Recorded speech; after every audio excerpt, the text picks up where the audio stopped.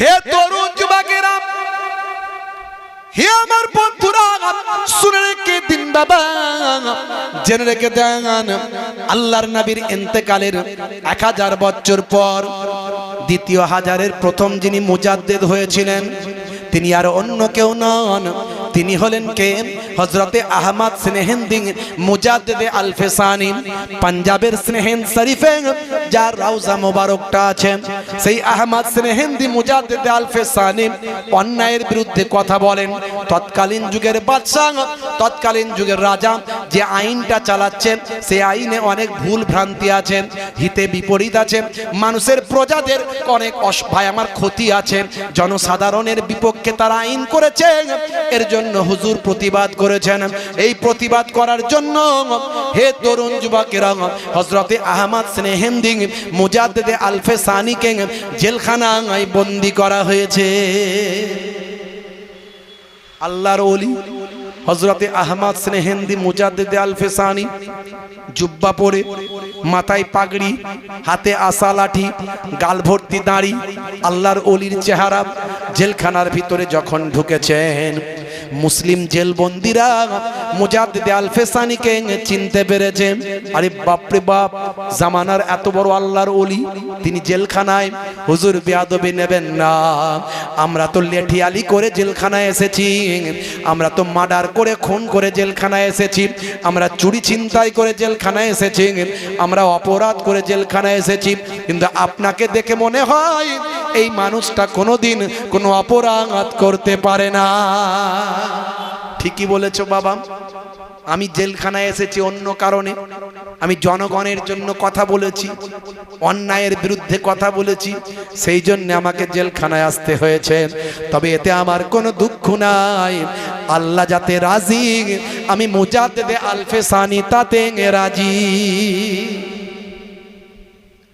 হে তরুণ যুবকেরা, হযরতে মুজাদ্দিদে আল-ফিসানি স্নেহেন্দি হুজুর সেই সময় বলেছিলেন, হে জেলখানার কয়েদি বন্দিরা, শুনে রেখে দাও, জেনে রেখে দাও, আমি যদি জেলখানায় না আসতাম তাহলে তোমাদের মতো হাজার হাজার জেলবন্দীদের সঙ্গে আমার মোলাকাত হতো না। তো সবই তো আল্লাহর ইচ্ছা। আল্লাহ আমাকে জেলখানায় পাঠিয়েছে তোমাদের সঙ্গে কথা বলার জন্য, আমি তোমাদের সঙ্গে কথা বলতে চাই। তারাও আল্লাহর ওলিকে পেয়ে মুগ্ধ হয়ে গেল। কেউ 5 বছর, কেউ 10 বছর, কেউ 15 বছর জেলখানায় আছে, বাড়ির লোক আর এখন কেউ খবর নেয় না। তারা বড় কষ্টের মধ্যে, ভাই আমার জেলখানাটাকে তাদের ঘর বানিয়েছে। আল্লাহর ওলির কথা শুনে মানসিকভাবে তারা শান্তি পায়। হুজুর বেয়াদবি নেবেন না, আপনাকে দেখে আমাদের বড় ভালো লাগছে। হুজুর বললেন, বাবা আমাকেও তোমাদের দেখে বড় ভালো লাগছে। আচ্ছা বলো তো দেখি, তোমরা কি আবার দুনিয়াদারি করতে চাও? তোমরা কি আবার বাইরে বেরোতে চাও? তোমরা কি আবার পরিবারের সঙ্গে খোলামেলা মিশতে চাও? যেখানে যার ঘা, যেখানে যার অসুখ, যেখানে যার রোগ, সেখানে তিনি ট্রিটমেন্ট শুরু করলেন। বাবা কত বছর আছো? 5 বছর। কত বছর? 10 বছর। বাবা যাবজ্জীবন? বলে হ্যাঁ। বাবা তোমাদের মন কি চাই বাইরে বেরোতে? হ্যাঁ হুজুর চাই না, মানে কিন্তু উপায় তো নাই, আর হয়তো বাইরে বেরোতে পারবো না, কেউ আর খোঁজ খবর নেয় না। বাবা শুনে রেখে দাও, মানুষ তোমাকে ভুলে গেলেও আল্লাহ ভোলেননি। আল্লাহ আমাকে পাঠিয়েছেন তোমাদের কাছে।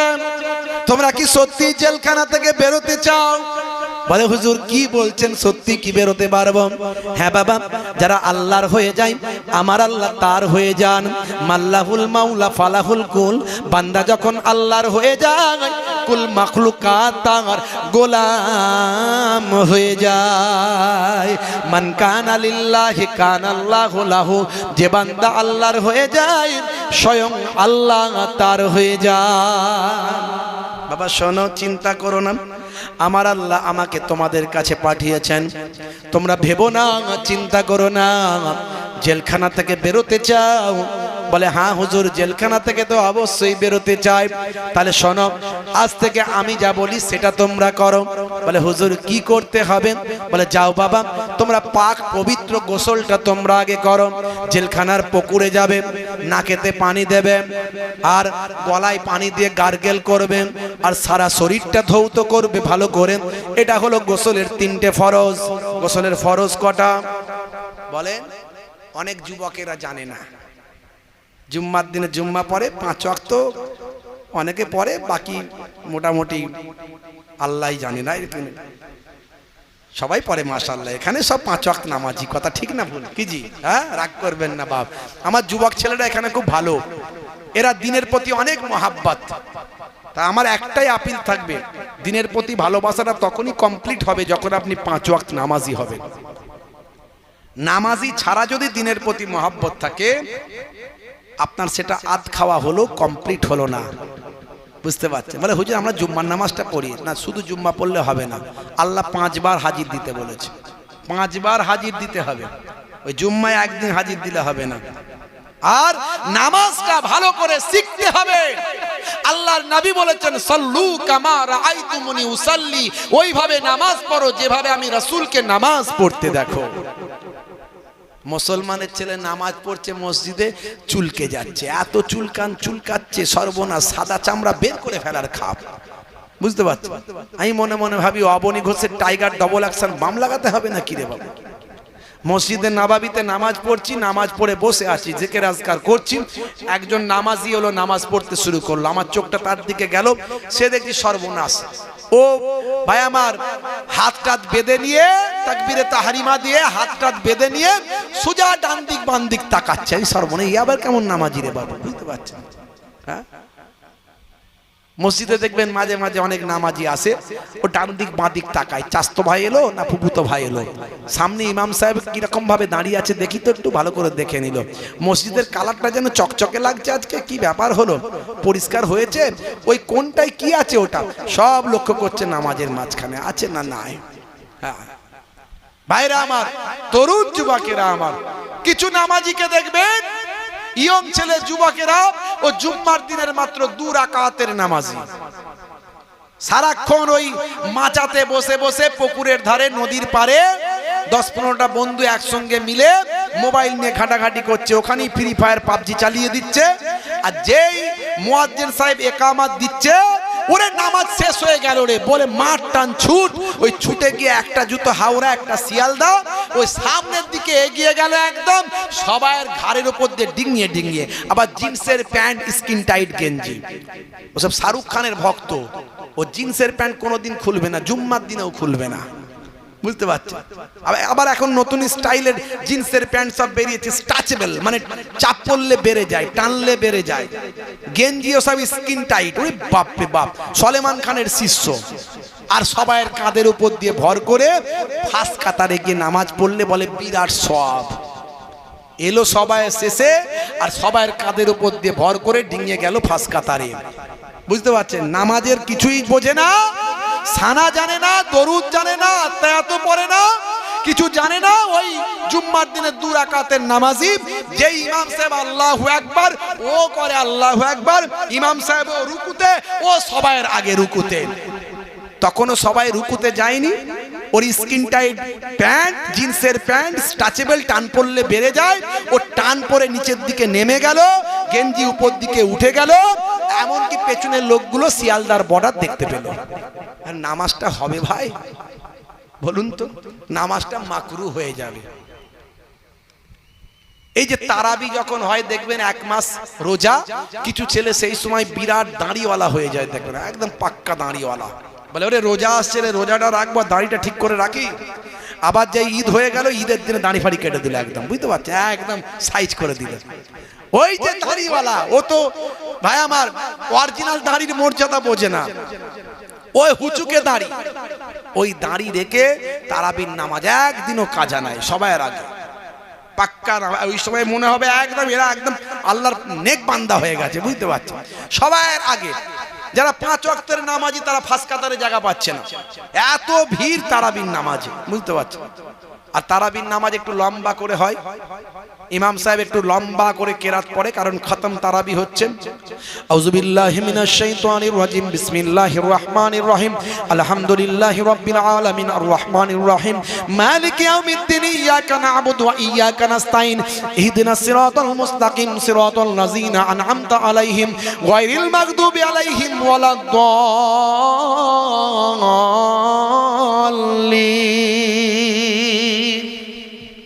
ইমাম সাহেব টান দিয়ে পড়ছে, ও চিন্তা করছে যে আমি কি করব এখন, বাঙালির হাত তো অস্ত্র, ও হাতে করে তখন চিন্তা করছে এত সময় দাঁড়িয়ে থাকা যায়, ও দাঁড়িতে তখন হাত বুলিয়ে বুলিয়ে দাঁড়িটাকে ঠিক করছে, সাইজ করছে, করে করে করে করে আর হলো না, ওই দাঁড়িকে ওপরে তুলে দাঁত দিয়ে ধরে কুটুস কুটুস করে কামড়ে ওখানে নাপিতখানার কাজ সেরে সাইজ ফাইজ করে দিয়ে মসজিদ থেকে বেরিয়ে যাচ্ছে। বুঝতে পারছেন নামাজটা হবে তো?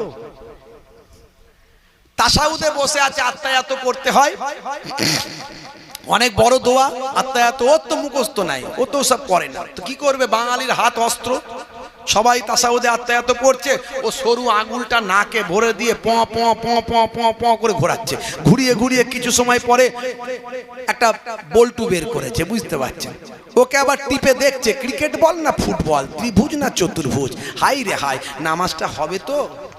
একই জায়গায় তিনবারের বেশি যদি কেউ চুলকায়, তিনবারের বেশি উপর নিচে করে, নামাজটা মাকরু হয়ে যেতে পারে। আপনি দাঁড়িয়ে থাকবেন, আপনার চোখটা থাকবে সিজদার জায়গায়, আপনি রুকুতে যাবেন, আপনার চোখটা থাকবে দুই পায়ের ফাঁকে। নামাজ শিখতে হবে, যারা জানে জাননেওয়ালার কাছে জেনে নিতে হবে। ফাসআলু আহলা যিকর ইন কুনতুম তা'লামুন, ফাসআলু আহলা যিকর ইন কুনতুম তা'লামুন, যেটা তুমি জানো না জাননেওয়ালার কাছে জেনে নাও। এই জন্য বলি, হয় টিচার হয়ে যাও, নাহলে স্টুডেন্ট হয়ে যাও। এই আগের যুগে পীর মুরিদি সিস্টেম ছিল, এই পীর মানে হলো টিচার আর মুরিদ মানে হলো স্টুডেন্ট, তারকে একটু মডিফাই করা হলো, মডিফাই করে পীরকে বলা হলো শেখ, ওস্তাদ, ওস্তাদ, হ্যাঁ, তোলাবা, তালেব, বিভিন্ন নামগুলো পাল্টে গেল। পীর মুরিদি হলেই একটা সমাজে বার্তা অন্যরকম ছড়িয়ে দেওয়ার চেষ্টা করলো কিছু মানুষ, যে পীর মানেই ভণ্ড। আর সত্যি পীরের নাম নিয়ে কিছু মানুষ ভণ্ডামি করে, নামাজ পড়ে না, রোজা রাখে না, হ্যাঁ ভাই আমার দিন ধর্ম কিছু মানে না, গায়েবী কথাবার্তা বলে, অশ্লীলভাবে জীবনযাপন করে, শরিয়তের কোনো হুকুম মেনে চলে না, সে আবার বড় বড় পীর। এরকম কিছু আছে না? নাই। রাত দিন ভাষা খারাপ, কথা খারাপ, হ্যাঁ। আরে পীরের চেহারা দেখলে জান ঠান্ডা হয়ে যাবে। অরিজিনাল পীর মুজাদ্দিদুজ্জামান ছিলেন দাদা হুজুর কেবলা, 5 হুজুর কেবলা, পিন্নাগড়ি হুজুর কেবলা, বসিরহাট আল্লামা হুজুর কেবলা। দুনিয়ার কোনো কথা তাদের কাছে থাকতো না, তাদের চেহারা দেখলে আল্লাহ এবং রাসূলের কথা মনে পড়ে যেত। আর পীরকে অবশ্যই বড় আলেম হতে হবে। নিজের টর্চ লাইট নাই, অন্যকে কি টর্চ লাইট দেখাবে? কথা ঠিক না ভুল? নিজেরই যারা আলো নেয়, সে আবার অন্যকে আলো কি দেখাবে? অবশ্যই। এই জন্য কিছু ভণ্ডামির কারণে কিছু মানুষ পীর মুরিদি সিস্টেমটাকে একটু বাঁকা চোখে দেখে। অরিজিনালি কিন্তু পীর মুরিদি সিস্টেম এটাই ইসলামের সবচেয়ে বড় সিস্টেম। সাহাবায়ে কেরামদের কাছে তাদের শিষ্যরা আসতো, আল্লাহর নবীর কাছে সাহাবায়ে কেরামেরা জানতে আসতো, পরবর্তীকালে তাবেঈনদের কাছে তাবেঈনরা আসতো, আউলিয়ায়ে কেরামদের কাছে বায়ামা তার মুরিদেরা আসতো। এইভাবেই সিস্টেম। এই জন্য তো কোরআনের কথা কোরআন মাজিদে বলা হয়েছে, যেটা জানো না জাননেওয়ালার কাছে জেনে নাও, সত্যবাদীদের সঙ্গী হও। এই আয়াতগুলোকে যদি ব্যাখ্যা করা হয়, তাহলে ওস্তাদ এবং ছাত্রের সম্পর্ক চলে আসে। আপনি যদি ওস্তাদ ছাড়া জীবন যাপন করেন, আপনার জীবনটা কেমন হবে একবার ভাবুন তো। আপনি টিচারও নয় আর ছাত্রও নয়, তাহলে আপনি কি করে বাঁচবেন? শয়তান তো আপনার সব সময় লেগে আছে। এই জন্য একজন টিচারের সঙ্গে যোগাযোগ আপনাকে রাখতে হবে। এখন মোবাইলের যুগ, মোবাইলে রাখবে।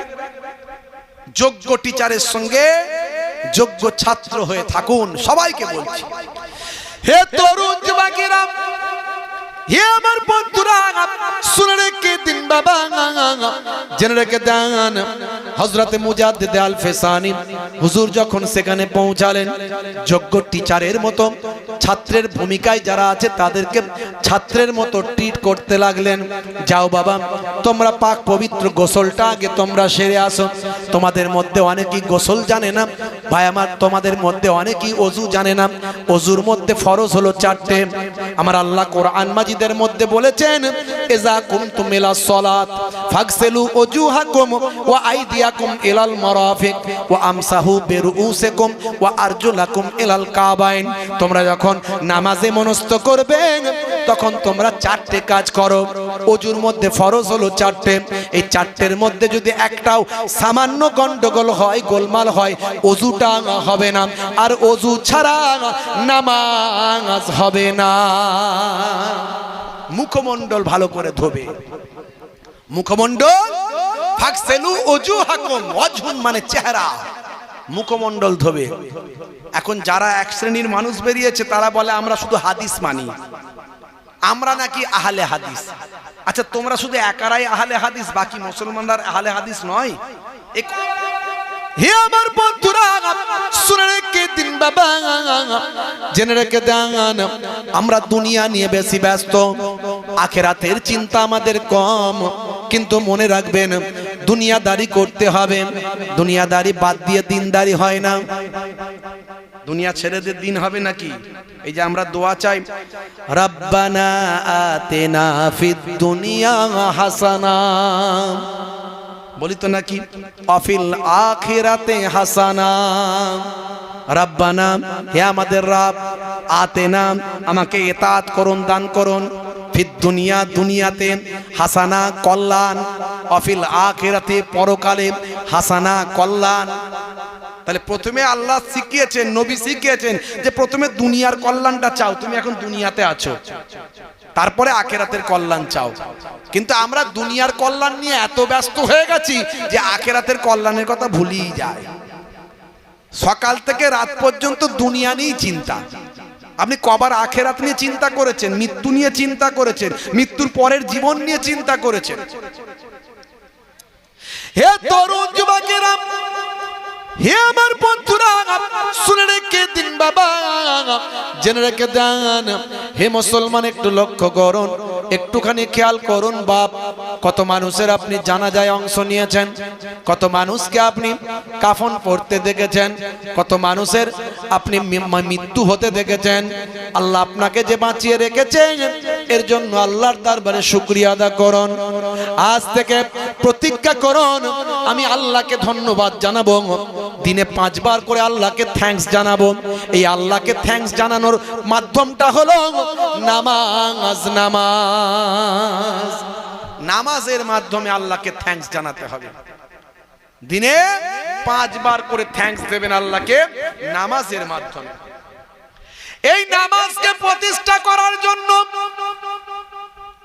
আপনার আমার নবী অনেক কষ্ট পেয়েছেন। হে তরুণ যুবকেরা, হে আমার মুরব্বিয়ানেরা, আমার নবীর সঙ্গে কুফফারদের, মক্কার ওই সমস্ত জালেমদের কোনো শত্রুতা ছিল না। আমার নবীর সঙ্গে কোনো দুশ্মনী ছিল না। তারা আল্লাহর নবীকে সেই তৎকালীন যুগে, যে সময় মাইট ইজ রাইট, জোজ্জার মুল্লুক তার, যে সময় মানুষ অন্যায় অত্যাচার পাপাচারে লিপ্ত ছিল, একজন পুরুষ অসংখ্য নারীতে আসক্ত ছিল, একজন নারী অসংখ্য পুরুষে আসক্ত ছিল, যে সময় ভাই আমার তরুণ যুবকেরা মেরে নেওয়া, কেড়ে নেওয়াটা মানুষ গর্ববোধ করত। চুরি ডাকাতি করার পরে ভাই আমার কেমন করে চুরি করেছেন সে তার দলের মানুষের মাঝখানে প্রকাশ্য বলতো। কেউ যদি ধর্ষণ করত, সে ধর্ষণটা কেমন ভাবে করেছে সেটা তার দলের মাঝখানে প্রকাশ্যভাবে আলোচনা করে নিজেকে গর্ববোধ করত। হে তরুণ যুবকেরা, সেই আইয়ামে জাহিলিয়াতের যুগেও আল্লাহর নবীকে তারা সত্যবাদী, বিশ্বাসী, সম্মানীয় স্যালুট তারা করত। এখনো সেই যুগ আস্তে আস্তে ফিরে আসছে না, আসে না? এখনো কিছু মানুষ ধর্ষণ করে গর্ববোধ করে, করে কি করে না? কি জি বলেন না? হ্যাঁ, হুঁ দেন না একটু। বিলকিস বানু গুজরাটে, তাকে 10-12 জন মিলে ধর্ষণ করেছে, তার পরিবারকে হত্যা করেছে।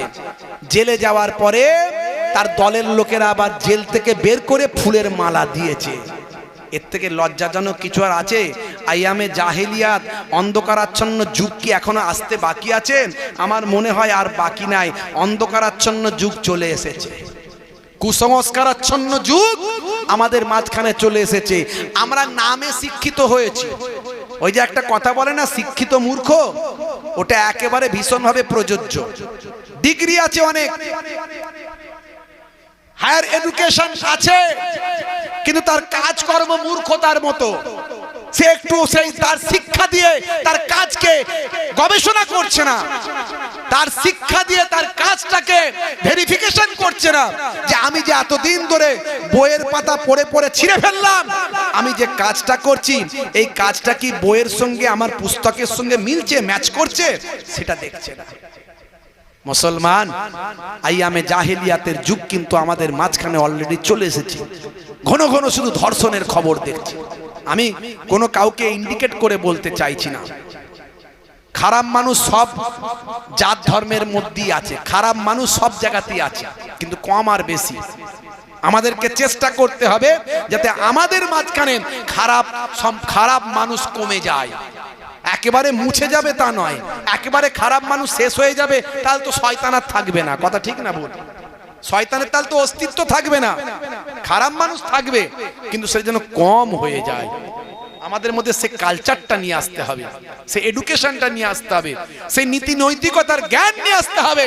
এটা একমাত্র আপনাকে মৃত্যুকে স্মরণ করলে একমাত্র আপনি পারবেন। এই তাকওয়া দরকার, তাকওয়া। আর তাকওয়া হা হোনা, আল্লাহর নবী বলেছেন তাকওয়া থাকে অন্তরের ভিতর। আপনি একটা খারাপ কাজ করতে যাচ্ছেন, কেউ কোথাও নাই, কেউ বাধা দেওয়ার নাই, কেউ জানবেও না, কিন্তু আপনার হৃদয় জানবে, আপনার মন জানবে যে আপনি একটা অন্যায় কাজ করছেন। আপনার মন তখন বলবে এটা অন্যায়, এটা ঠিক নয়। এটাই হলো তাকওয়া। আচ্ছা বলুন তো, এই রোজার সময়, রমজান মাসে রোজার সময় আমরা কিন্তু তাকওয়া করি না? করি না? জোরে বলুন। ম্যাক্সিমাম মানুষ রোজা রাখে, মুসলমান নামাজ ঠিক মতো পড়ে না, কিন্তু রোজা রাখে। রাখে না? 100 জনের 95 জন রোজা রাখে গ্রামের মধ্যে। আচ্ছা বলুন তো, রোজা রেখে কেউ যদি লুকিয়ে লুকিয়ে খায়, লোকে কি তাকে কোনো দোষ দেবে? ধরতে পারবে? হ্যাঁ, সে লুকিয়ে খেয়ে নিল। আরে বাবা, পুকুরে লাইতে গিয়ে যদি ডুবুক দিয়ে তলায় 2 ঘট পানি খেয়ে নেয় তাহলেও তো হয়, অসুবিধা নাই। কিন্তু খাই কি কেউ এরকম? ঘরের দরজা বন্ধ করে খেয়ে নিয়ে আর পাড়ায় বলে বলে বারে আমি রোজা রেখেছি, এরকম কাউকে শুনেছেন কোনোদিন? যে রাখে সে রাখে, যে রাখতে পারে না কোনো কারণে, ইনকেস সে রাখতে পারে না, সেটা আলাদা কথা। কিন্তু রোজা রেখে কেউ ধাপ্পাবাজি করে না, 2 নম্বরই করে না, যে আমি রোজা রাখিনি কিন্তু রেখেছি বলে বলে না। বা রোজা রেখে ওপরটাই প্রকাশ করছে রোজা রেখেছি, কিন্তু লুকিয়ে লুকিয়ে খেয়ে নিচ্ছে। এই যে অন্তর বলছে না রে, তুই রোজা রেখেছিস, তুই খাবি কি করে? পানি খাও তো চলবে না, 1 ঘট পানিও তুই খেতে পারবি না। এর নাম হলো তাকওয়া। সবাই জানে যে আমি রোজা রেখেছি, কিন্তু আমি 2 ঘট পানি খেয়ে নিলে কেউ ধরতেই পারবে না, কিন্তু তারপরও আমি খাচ্ছি না, কারণ আমি জানি যে পানিটা খেয়ে নিলে আমার আর রোজাটা হবে না। এর নাম হলো তাকওয়া। এই তাকওয়া যদি আমরা আমাদের জীবনে বাস্তবায়িত করতে পারি, তাহলে কাউকে একটা ছোট বড় কথা বলার আগে আমার তাকওয়া বলবে, এই লোকটাকে ছোট বড় কথা বলবো, আমার ক্ষমতা আছে, ও হয়তো মুখ বুজে সহ্য করবে, কিন্তু মহান আল্লাহ কিন্তু ছাড়বে না। কিরামান কাতিবিনা ইয়ালামুনা মা তাফআলুন। আমাদের 2 কাঁধে যে সিসি ক্যামেরা নিয়ে 2 ফারিস্তা বসে আছেন, আমি যা করছি সব সেখানে ক্যামেরায় উঠছে, লিপিবদ্ধ হয়ে যাচ্ছে। আমি কারো মনে দুঃখ দিয়ে কথা বলতে পারবো না। এটা আমার তাকওয়া। বুঝতে পারছেন ভাইরা আমার, তরুণ যুবকেরা আমার, এই তাকওয়াকে জিন্দা করুন। এখন তাকওয়াওয়ালা মানুষ কমে গেছে। আমি এই মাত্র 1 সপ্তাহ কদিন হলো মাত্র উমরা হজ থেকে ফিরেছি। আপনারা অনেকেই জানেন, মক্কা শরীফ মদিনা শরীফ থেকে ফিরেছি। আমি প্লেনে করে আসছি, প্লেনে দিয়েছে ভাই আমার অপশন আছে খাবার, একটা হলো চিকেন রাইস আর একটা হচ্ছে ভেজ রাইস। তা হাজি সাহেবদের মধ্যে অনেককে দেখছি চিকেন রাইস খাচ্ছে। বুঝতে পারছেন? কয়েকজনকে বললাম আপনি চিকেন খাচ্ছেন, সে তো ওরা হালাল বলবে, সেটা ঠিক কথাই, ওরা তো আর হারাম বলবে না, হালালই বলবে। বুঝতে পারছেন? কিন্তু আপনার তাকওয়া কি বলে, কখন কে হালাল করছে আপনি কি দেখেছেন? তাকে হালাল করা হয়েছে কিনা আপনি জানেন? এই যে যারা আমরা মনে করি ও আবার কি, ও না হলে একটু কেটেই দিল আর না হলে 3 প্যাচে 2.5 প্যাচে দিয়ে দিল, এর আর পার্থক্য কি আছে? বড় পার্থক্য তো একটা আছে, সেটা হলো আমার আপনার ইমানের পার্থক্য। কিন্তু 2 নাম্বার বৈজ্ঞানিক পার্থক্যটা শুনে নেন, বৈজ্ঞানিক সায়েন্সের পার্থক্যটা শুনে নেন। যে কারণে অনেক অমুসলিম ভাইরাও জবাই করা মুরগি চিকেন খায়, অনেক অমুসলিমরা খায়। তারা বলে না এই 2.5 প্যাচে এটাই হলো সঠিক, এটাই হলো বৈজ্ঞানিক পদ্ধতি। কেন কেন? সায়েন্স বলছে যখন কোনো পশু পুরোটাই কেটে দেওয়া হয় তখন তার স্পাইনাল কর্ডটা কেটে যায়।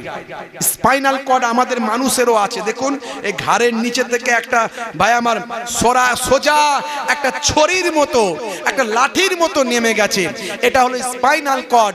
কোন পশুর, কোন পাখির, কোন জীবের যদি স্পাইনাল কর্ড কেটে যায় তার ব্লাডটা সঙ্গে সঙ্গে সেখানে দাঁড়িয়ে যায়, ব্লাড আর ক্লিয়ার বেরিয়ে আসে না। অর্থাৎ ওই গোস্তের সঙ্গে শরীরের সঙ্গে প্রত্যেক জায়গাতে ব্লাডটা সেখানে জমাট বেঁধে যায়, রক্তটা জমে যায়।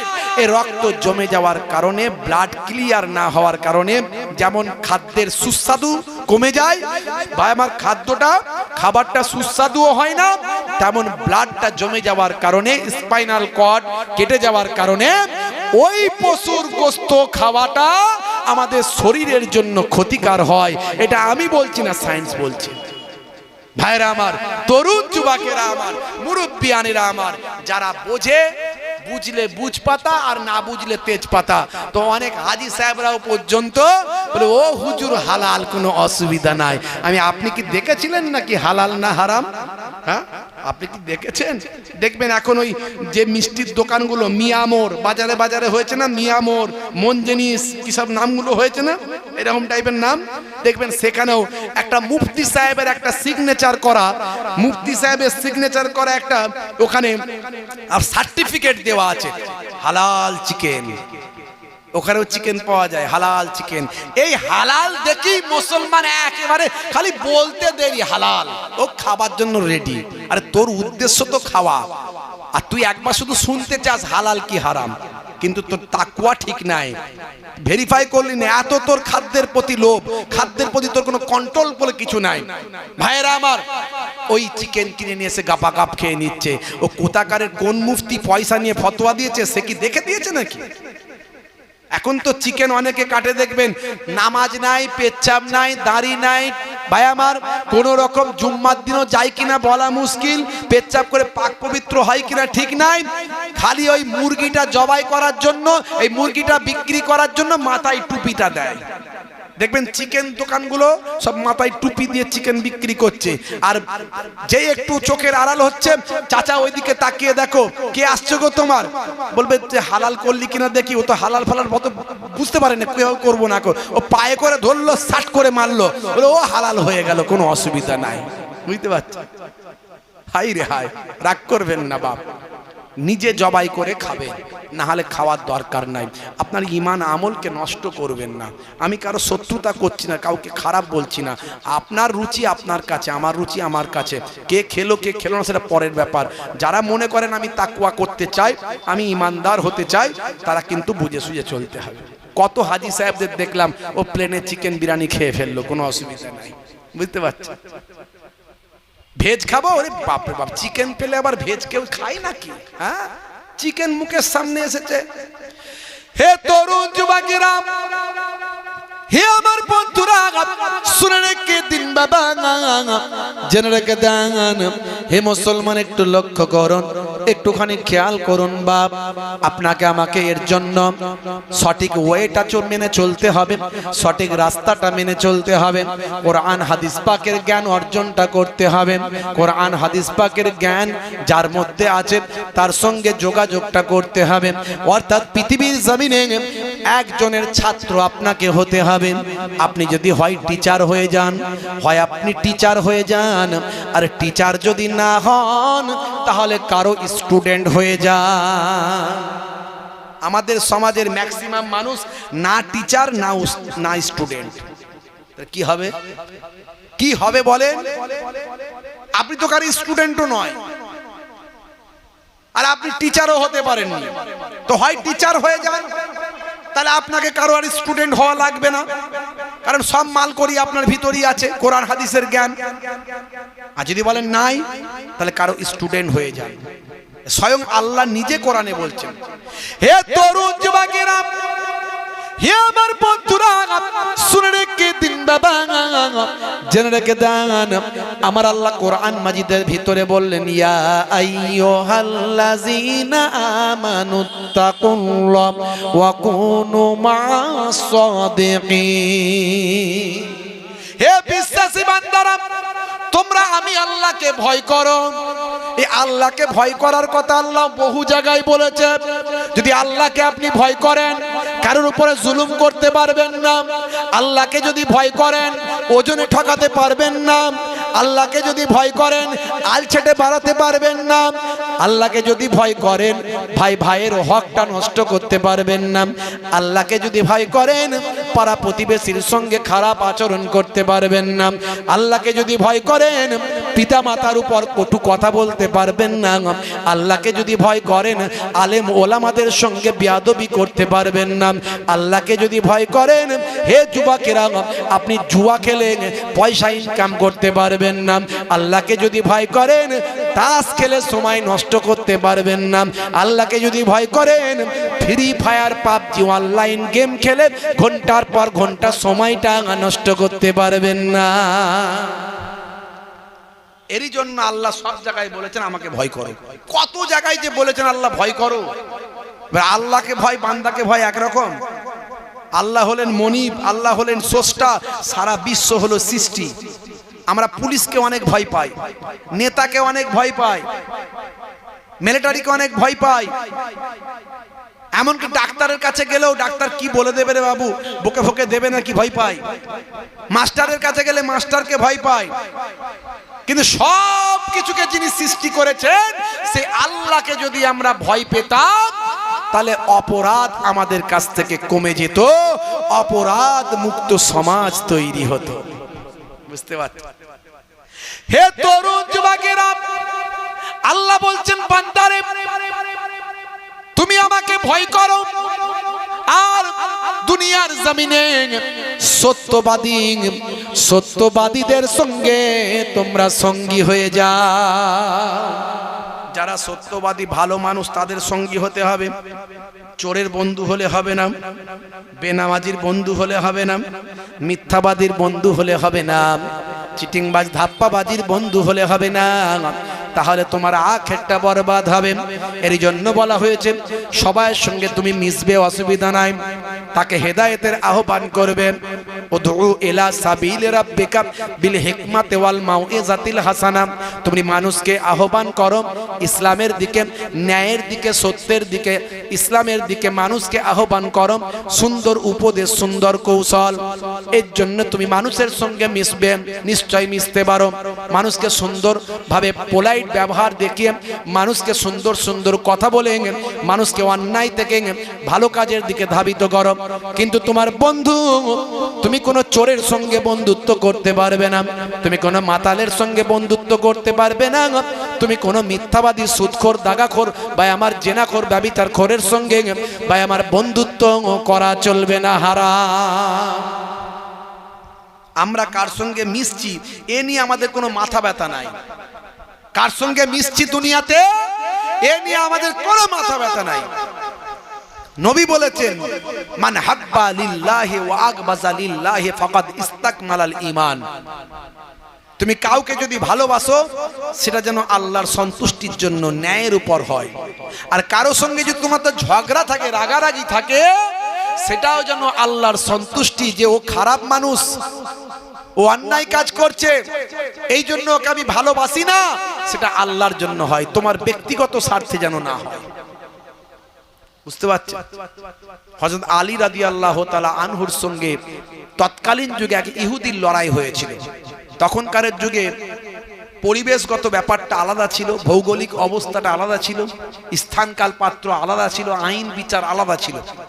তখনকার যুগে সাম্রাজ্য বিস্তার করার সিস্টেম ছিল। আপনি এখনকার সময়ে তখনকার যুগকে বিচার করতে পারেন না, আপনার মূর্খতা ছাড়া অন্য কিছু নয়। বুঝতে পারছেন ভাইরা আমার?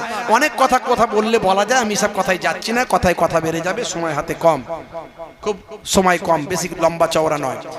হযরত আলী রাদিয়াল্লাহু তাআলা আনহু এক ইহুদির সঙ্গে মল্লযুদ্ধ, মানে লড়াই হচ্ছে কি নিয়ে? সে ন্যায়ের বিরুদ্ধে কথা বলেছে, অন্যায়ের বিরুদ্ধে কথা বলেছে, ইসলামের বিরুদ্ধে কথা বলেছে, নবীর বিরুদ্ধে কথা বলেছে। লড়াইটা হচ্ছে এই নিয়ে। আলী রাদিয়াল্লাহু তাআলা আনহু তখনকার যুগে ওই রকমই লড়াই হতো, বুঝতে পারছেন তো? ওই জালেমের বুকে উঠে আলী রাদিয়াল্লাহু তাআলা আনহু ভীষণ শক্তিশালী মানুষ, আরবের সেরা যোদ্ধা বলা হতো।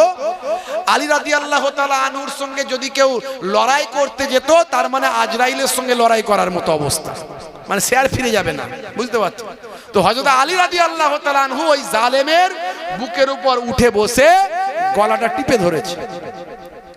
তখন ওই জালেম চিন্তা করছে যে আমাকে তাড়াতাড়ি মেরে ফেললেই ভালো হয়, তাড়াতাড়ি মেরে ফেললেই ভালো হয়, যত দেরি হবে তত কষ্ট বেশি হবে। তাই হযরতে আলী রাদিয়াল্লাহু তাআলা আনহু যাতে তাড়াতাড়ি তাকে মেরে ফেলেন, হত্যা করে ফেলেন, এই জন্য হযরতে আলী রাদিয়াল্লাহু তাআলা আনহুর মুখেতে থুতু নিক্ষেপ করেছে, বুঝতে পারছেন? এই যখনই থুতু নিক্ষেপ করেছে, সঙ্গে সঙ্গে হযরতে আলী রাদিয়াল্লাহু তাআলা আনহু তাকে ছেড়ে দিয়েছে। যাও তুমি মুক্ত, তোমাকে আমি ছেড়ে দিলাম, যাও তুমি মুক্ত, যাও, আমার চোখের সামনে থাকবে না, বেরিয়ে যা, চলে যা এখান থেকে। সে বলে আমি চলে যাচ্ছি, যাওয়ার আগে একটা প্রশ্ন। বলে কি প্রশ্ন? বলে আমি চাইলাম যাতে করে তুমি তাড়াতাড়ি আমাকে মেরে ফেলো, সেই জন্য তোমার মুখে আমি থুতু নিক্ষেপ করলাম, কিন্তু তুমি আমাকে ছেড়ে দিলে কেন? ওই জালেম, তুই কি বুঝবি কেন ছাড়লাম? শোন, তোর মধ্যে সেই শিক্ষা নাই, জ্ঞান নাই। এতক্ষণ আমি লড়াই করছিলাম ন্যায়ের জন্য, সত্যের জন্য, হকের জন্য, সঠিক বিচারের জন্য। এতক্ষণ আমি লড়াই করছিলাম যাতে আমি হক ন্যায়ের পথে থাকলে আল্লাহ সন্তুষ্ট হবে, সেই আল্লাহকে সন্তুষ্টির জন্য। কিন্তু যখন তুই আমার মুখে থুতু নিক্ষেপ করলি, তখন আমার রাগ বেড়ে গেল, গুসা বেড়ে গেল। তার মানে আমার লড়াইটা আর আল্লাহর জন্য রইল না, নিজের জন্য হয়ে গেল। এই নিজের জন্য আমি কাউকে মারতে চাই না, এটা ইসলামে নিষেধ, তাই আমি তোকে ছেড়ে দিলাম, মুক্ত করে দিলাম। ওই ইহুদি বলল এই হলো ইসলাম? বলে হ্যাঁ। তাহলে সেই ইসলাম আমিও মেনে চলতে চাই। জোরে হবে না? কত উদাহরণ দেব। আল্লাহর নবী যে রাস্তা দিয়ে যেতেন, জালেমরা আল্লাহর নবীকে ভুল বুঝেছিল। একটা মহিলা নবীর পথে কি করত? কাঁটা দিত, কাঁটা বিছিয়ে দিত। প্রত্যেকদিন কাঁটা বিছিয়ে দিত আল্লাহর নবীর। কখনো পায়ে ফুটে যেত, কখনো নবী পা সরিয়ে নিতেন, কখনো বা সাইড করে দিতেন। অনেক কষ্ট করে চলতে হতো, কিন্তু আল্লাহর নবী কোনো ঝগড়া করেননি, কারণ নিজের জন্য তো নবী ঝগড়া করবেন না, নিজের কষ্টের জন্য তো নবী কাউকে আঘাত করবেন না। নবী চলে যাচ্ছেন প্রতিদিন। একদিন দেখলেন সেই পথে কোনো কাঁটা বিছানো নাই। আল্লাহর নবী খোঁজ নিলেন, ওই মহিলা, বৃদ্ধা মহিলা যে আমার পথে কাঁটা বিছিয়ে দেয়, আমাকে সে ভুল বুঝেছে, আমাকে সে মনে করেছে আমি খুব খারাপ, তাই আমাকে কষ্ট দেওয়ার জন্য কাঁটা বিছিয়ে দেয়। তো সে আজকে কাঁটা কেন বেছায়নি? এই সেই মহিলা কোথায় গো? বলে সে তো অসুস্থ অবস্থায় বিছানায় পড়ে আছে। তাই নাকি? চলো চলো তার বাড়িতে যাই, একটু খবর নিই। আল্লাহর নবী ওই বৃদ্ধা মহিলার বাড়িতে গিয়ে বললেন, মা, বুড়িমা কেমন আছো? বলে কে গো তুমি? বলে আমি তো সেই মোহাম্মদ, যার রাস্তায় তুমি পথেতে কাঁটা বিছিয়ে দাও প্রতিদিন আমাকে কষ্ট দেওয়ার জন্য, আর আজকে তো তুমি কাঁটা বিছাওনি, তাই আমি ভাবলাম কি হলো, তোমার খবর নিতে এলাম। তুমি অসুস্থ আছো? আচ্ছা মা, তোমার সুস্থতার জন্য কোনো ব্যবস্থা হয়েছে না? আমি কোনো ডাক্তার পানি, ট্রিটমেন্টের ব্যবস্থা করব, বলো তো মা। আহারে, তুমি আমার ট্রিটমেন্ট করতে চাও? আমি তোমাকে প্রতিদিন আঘাত করতে চাই, আর তুমি আমাকে উপকার করতে চাও? আমি তো তোমাকে ভুল বুঝেছিলাম, তোমার মতো মহামানব তার হবে না। আমি তোমার শিষ্য হতে চাই। তোমার এই শিষ্যরা তোমাকে কেন এত ভালোবাসে আমি জানি। তোমার মতো মানুষ পাইনি, আর পাবো না।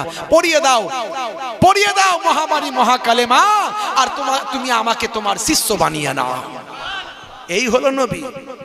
মুসলমান আজকে সামান্য স্বার্থে আঘাত পড়লে দামাদাম 224-40 আছে না নাই?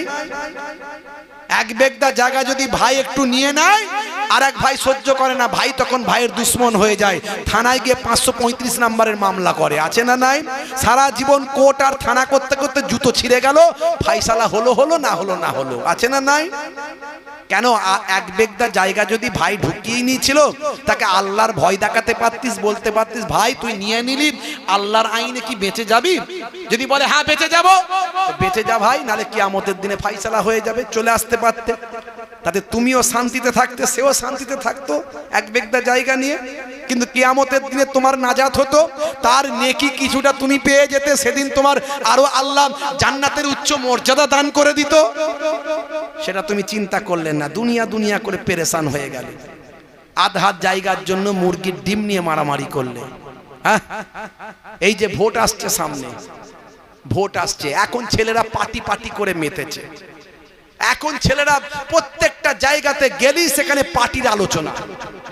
আমি বলি আমার কাছে পার্টির আলোচনা করবে না, পার্টি নিশ্চয় করবে, করতে বারণ করি না, দুনিয়াদারি করলে দুনিয়ার পার্টি করো, করতে বারণ করি না, কিন্তু পার্টিটাকে নিজের ঈমান মনে করো না, ওই পার্টির জন্য মানুষ মেরো না, ওই পার্টির জন্য ভাই ভাইয়ের শত্রু হয়েও না। এই পার্টি তোমার 5 বছর থাকবে, 5 বছর পরে তুমি থাকবে কিনা গ্যারান্টি নাই।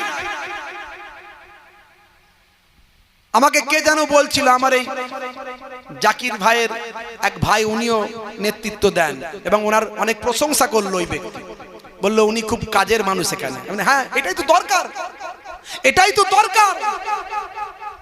মুসলমান যদি তোমাকে আল্লাহর নেতা বানায়, তুমি এমন কাজ করো 50 বছর তোমাকে লোকে মনে রাখবে, দুনিয়াতে তোমার লেনা দেনা কিছু নাই, যা আছে সব আখেরাতে, আখেরাতের জন্য তুমি কাজ করতে পারো, দুনিয়াতেও তোমাকে লোকে স্যালুট করবে, আর আল্লাহর দরবারে উচ্চ মর্যাদা তুমি পাবে। এটাই তো মুসলমানের নেতৃত্ব দেওয়া দরকার। এই নেতা হওয়ার জন্য তুমি লাপালাপি করো, আর যে এই নেতা হবে সে মানুষ খুন করার রাজনীতি করবে না, সে লুটে পুটে খাওয়ার রাজনীতি করবে না। রাজনীতি করো, করতে বারণ করি না, রাজনীতিকে ঈমান মনে করো না। এখন কিছু মানুষ মনে করে নিচ্ছে ওটাই আমাদের ঈমান। আমি বলি ওই রাজনীতির মাধ্যমে তুমি কি চুরি বন্ধ করতে পারবে? চুরি করলে হাত কাটতে পারবে? ওটা কি ইসলামিক রাজনীতি? ইসলামিক রাজনীতি হলো চুরি করলে হাত কেটে দাও, জেনা ব্যভিচার করলে তাকে প্রকাশ্য হাজার হাজার মানুষের সামনে কোমর পর্যন্ত গেড়ে দিয়ে তাকে পাথর নিক্ষেপ করে হত্যা করো। এই 3 দিন আগে আফগানিস্তানে একজন মানুষকে হত্যা করা হয়েছে, ইন্টারনেট সার্চ করবেন পাবেন, সব নিউজে দেবে না এসব খবর, গদি মিডিয়ায় তো পাবেন না, হলুদ মিডিয়ায় দেখুন। সারা পৃথিবীতে প্রায় 200 খানার মতো দেশ আছে, 195টা গুগল সার্চ করুন, তার মধ্যে only one country in the world, সারা পৃথিবীর বুকে একটা দেশে ইসলামিক অনুশাসন, ইসলামিক শরিয়া মেনে চলে, রাজত্ব চলে, একটা দেশে ইসলামিক আইন চলে, মাত্র সেটা ক বছর থেকে? 4 বছর থেকে, 4 বছর 2021 সাল থেকে। সেই দেশটার নাম হলো আফগানিস্তান। 2024 সালে একটা ধর্ষণের কেস ঘটেছিল, একটা। 2024 সালে একটা ধর্ষণের কেস ঘটেছিল, তাকে প্রকাশ্য হাজার হাজার মানুষের সামনে কোমর পর্যন্ত গেড়ে দিয়ে পাথর নিক্ষেপ করে হত্যা করেছিল। আর মাত্র 3 দিন আগের নিউজ দেখলাম, একজন ব্যক্তিকে তারা এইভাবে ভাই আমার হত্যার বদলে হত্যা করেছে। সেটা কি? সে একজন গর্ভবতী মহিলাকে এবং তার স্বামীকে হত্যা করেছিল, তাই তাকে তার যা ভাই আমার কেসাস, মানে হত্যার বদলে হত্যা, এটা হচ্ছে ইসলামের আইন, সেই আইনে তারা ফাঁসি দিয়েছে। সেই আফগানিস্তানের বিদেশ মন্ত্রী আমাদের ভারতবর্ষে এসে ঘুরে গেছে কদিন আগে, আপনারা জানেন, এসেছিলেন। তার নাম হলো মোল্লা আমির খান মুত্তাকি, আগেও মোল্লা পরেও মোল্লা। যে আমাদের এখানকার ভাইয়েরা এই মোল্লাদের সহ্য করতে পারেন না, হ্যাঁ, মোল্লা অমুক তমুক বলেন, সামান্য ভুল ত্রুটিগুলো মানুষের কাছে বড় বড় করে দেখায়, একটুতি অত্যাচার জুলুম করেন, কটু বাক্য প্রয়োগ করেন, ইন্টারনেটে গিয়ে গালাগালি কমেন্ট করেন। আর তারা এসে দেখলো এই সবচেয়ে বড় মোল্লাটা আফগানিস্তান থেকে এসে ভারতে ঘুরে গেল, আর ভারতের যোগী রাজ্যের পুলিশ প্রশাসন তাকে স্যালুট দিয়ে সব জায়গায় ঘুরে ঘুরে দেখিয়ে দিল। এ তো সব আল্লাহর কৌশল, কৌশলের উপরে আল্লাহর বড় কৌশল চলে। কথা ঠিক না ভুল? বুঝতে পারছেন? এই জন্য বলি আল্লাহর হয়ে যাও, আল্লাহ তোমার হয়ে যাবে। আল্লাহর হয়ে যাও, আল্লাহ তোমার হয়ে যাবে। আজ থেকে প্রতিজ্ঞা করো নামাজি হবে। সম্মান তোমাকে নিতে হবে না, সম্মান তোমার কাছে ছুটে আসবে, লোকে তোমাকে স্যালুট করবে।